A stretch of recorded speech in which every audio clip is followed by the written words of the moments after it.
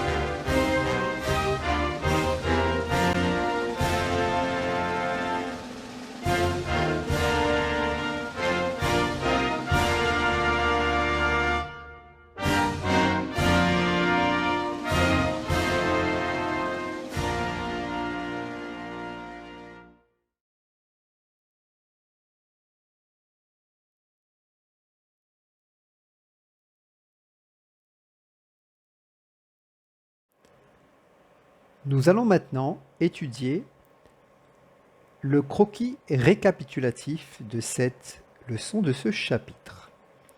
Les États-Unis face à la mondialisation, les États-Unis dans la mondialisation. Il s'agit d'abord d'une superpuissance, à la fois dans le domaine politique, mais aussi dans le domaine militaire. C'est une hyperpuissance dans le domaine commercial, dans le domaine financier. Et c'est une hyperpuissance culturelle. Les États-Unis voient leur territoire transformé par la mondialisation, avec le phénomène de métropolisation, le phénomène de littoralisation et le développement du dynamisme des frontières. Mais les inégalités se renforcent. Il y a un dynamisme de de la région qu'on appelle mégalopolis, de la Sunbelt, qui sont de plus en plus attractives. Mais à l'inverse, il y a des territoires industriels ou des villes qui sont en crise et qui sont de plus en plus délaissées.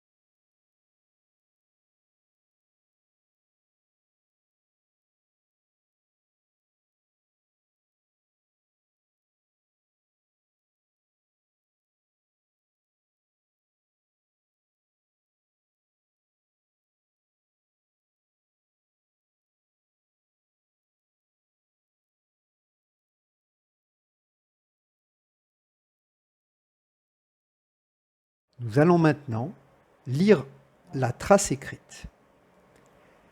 Les États-Unis, première puissance mondiale. Les États-Unis sont un acteur majeur de la mondialisation.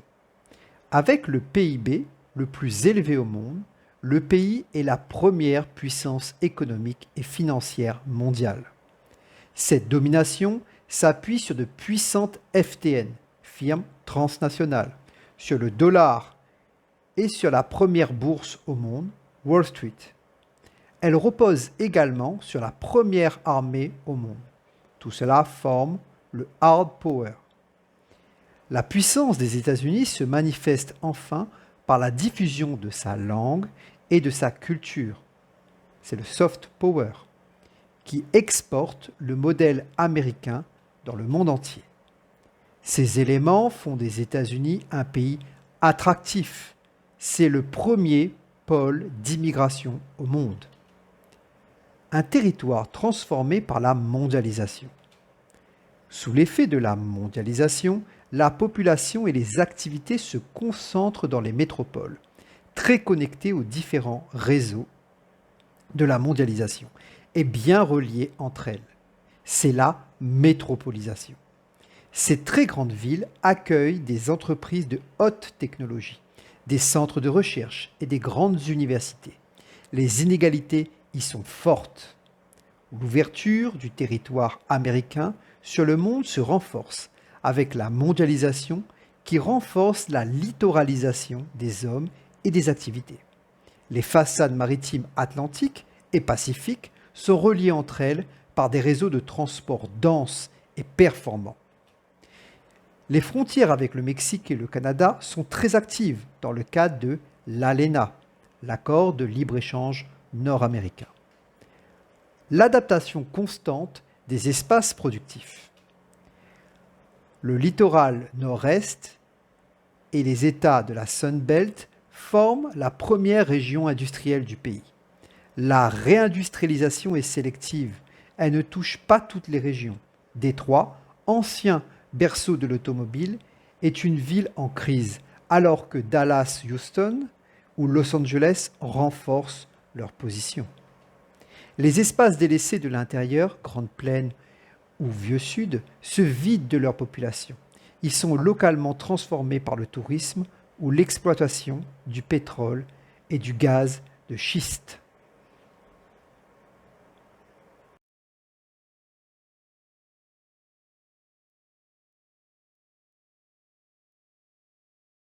Nous allons maintenant étudier, à travers quelques photographies, les différentes facettes de la puissance américaine et de la manière dont elle s'insère, elle communique avec la mondialisation.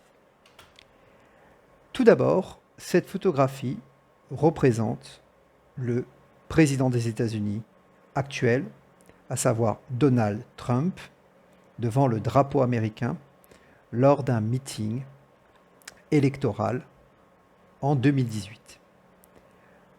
Le président Donald Trump a été élu en 2016 et son mandat se termine en 2021, en janvier 2021. Il a été élu pour 4 ans. Alors pourquoi s'intéresser à ce personnage? Donald Trump est un président dont on peut le dire, la politique est assez controversée. Mais c'est un président qui est connu dans le monde entier. Rarement un homme politique a une telle importance et une telle aura. Ce n'est pas le personnage en lui-même, Donald Trump, qui fait qu'il occupe cette position importante. C'est par rapport à son poste. Le président des États-Unis est aux yeux de l'humanité l'homme politique le plus connu et l'un des plus influents. C'est ce poste qui fait que nous connaissons tous ce personnage. Toujours dans le même objectif, nous pouvons voir sur cette photographie une photo de la Maison Blanche. La Maison Blanche est le lieu de résidence des présidents des États-Unis depuis le début de l'histoire des États-Unis. Il faut remonter au début du 19e siècle. Ce bâtiment-là date de la première moitié du 19e siècle. Et la Maison Blanche symbolise le pouvoir américain, symbolise le pouvoir exécutif américain avec le président. Autre lieu de pouvoir que vous connaissez peut-être, c'est tout simplement le Capitole, dans lequel on va retrouver les membres du Congrès, c'est-à-dire sénateurs et députés américains.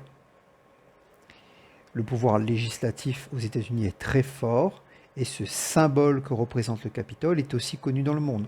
On est encore là face à une forme de hard power. Autre exemple du hard power américain, pouvoir direct, dur, c'est tout simplement le porte-avions John C. Stennis de la classe Nimitz, qui est un porte-avions qui régulièrement d'ailleurs évolue dans l'océan Indien. Ce porte-avions symbolise la puissance américaine. Les États-Unis sont les seuls à posséder de tels groupes aéronavals et ils n'ont pas de concurrence dans le domaine militaire, l'armée américaine étant sans aucune concurrence dans le monde en termes de budget et de puissance. Et par cette action militaire, par cette action politique, les États-Unis ont une position de domination dans la mondialisation. Autre exemple, voici une photographie d'un échangeur autoroutier dans le nord de la Californie. Et là, on voit clairement que les routes américaines ont été dimensionnées à l'échelle continentale et sont une sorte de moyen pour les États-Unis d'être parfaitement intégrés à la mondialisation et aux nécessités de se déplacer rapidement et facilement. Ce sont des véritables veines qui permettent d'irriguer et de participer au phénomène de métropolisation. Et elles sont dimensionnées à la taille des États-Unis, c'est-à-dire à la taille de la première puissance économique mondiale. Alors, ce bâtiment à la forme si particulière se trouve en Californie. Peut-être que vous le connaissez déjà pour certains qui regardent cette vidéo.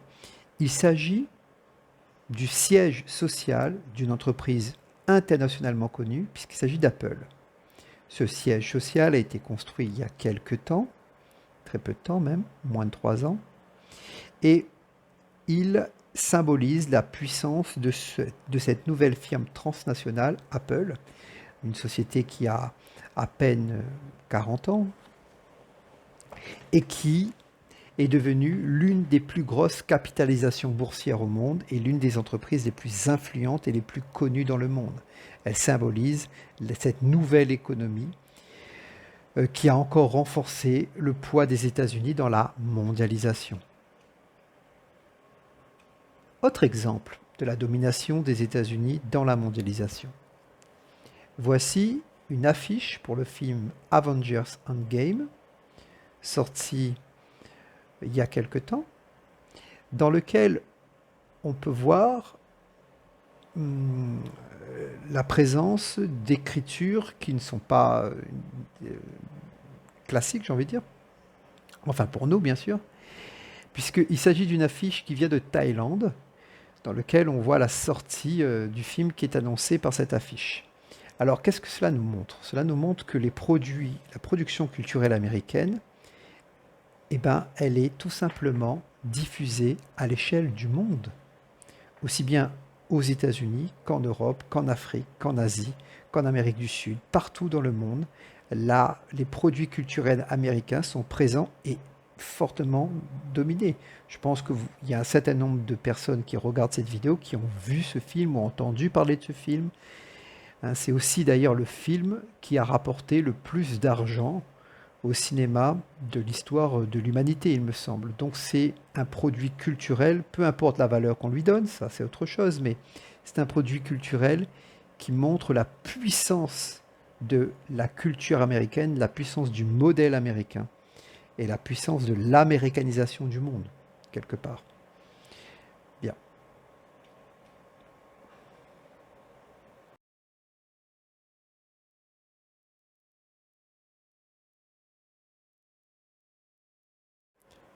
Nous allons maintenant étudier la carte de synthèse de cette leçon. Alors, sur cette carte, nous voyons le territoire des États-Unis. Petite précision, ne pas oublier que les États-Unis sont composés de 50 États et de quelques territoires. Je laisse de côté les territoires. Pour les 50 États, il y a 48 États contigus, c'est-à-dire 48 États situés de la façade atlantique à la façade pacifique, depuis New York jusqu'à Los Angeles. Mais il y a deux autres États qui ne sont pas contigus, c'est-à-dire qui se trouvent plus loin. Un qui se trouve qui a une frontière avec le Canada, l'Alaska, qui est plus au nord, et un autre État, Hawaï, qui est au milieu de l'océan Pacifique Nord. Donc ces deux États sont aussi sous l'influence de la mondialisation, mais à des degrés bien différents, notamment pour l'Alaska. Alors, une fois que cela a été dit, qu'est-ce que nous voyons?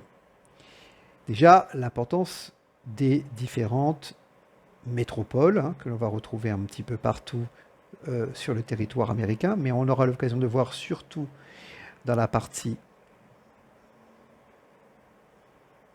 orientale des États-Unis. Alors, tout d'abord, ce qu'on appelait, le terme est un peu passé de mode, mais parfois on le revoit encore, la manufacturing belt, Rust Belt aussi parfois appelé, c'est tout simplement l'endroit où on va concentrer la plus forte densité de population et là où on va retrouver le plus de poids économique. Alors, dans cette grande région, vaste région, il y a des régions très dynamiques et des régions qui sont en crise.